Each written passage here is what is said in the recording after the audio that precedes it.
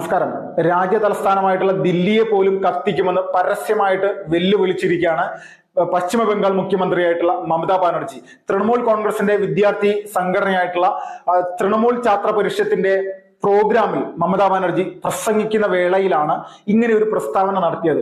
അപ്പോ എന്തുകൊണ്ടാണ് ഈ മമതാ ബാനർജിക്ക് രാജ്യവിരുദ്ധമായിട്ടുള്ള ഒരു പ്രസ്താവന നടത്താൻ വേണ്ടിയിട്ട് ഇതുപോലെ ഒരു ആത്മവിശ്വാസമുള്ളതെന്ന് പറഞ്ഞാൽ, തിരഞ്ഞെടുപ്പിൽ താൻ പരാജയപ്പെടുന്നില്ല, തന്നെ പരാജയപ്പെടുത്താൻ അവിടെ ഒരു രാഷ്ട്രീയ പ്രസ്ഥാനത്തിനും സാധിക്കുന്നില്ല എന്നുള്ളതിന്റെ ഒരു ധാർഷ്ട്യമാണ് ഇവരെ ഇങ്ങനെയെല്ലാം സംസാരിപ്പിക്കുന്നത്. ഈ ഒരു വലിയ ധാർഷ്ട്യം കൊണ്ടു നടന്ന പ്രസ്ഥാനമാണ് പശ്ചിമ ബംഗാളിൽ ഇടതുപക്ഷം എന്നുള്ളതിൽ തർക്കമില്ല. അവരുടെ ധാർഷ്ട്യമാണ് നന്ദിഗ്രാമിൽ നിരവധി കർഷകരെ വെടിവെച്ച് കൊലപ്പെടുത്താൻ പോലുമുള്ള മാനസികാവസ്ഥയിലേക്ക് അവിടുത്തെ ഭരണകൂടം അങ്ങ് മാറിയത്.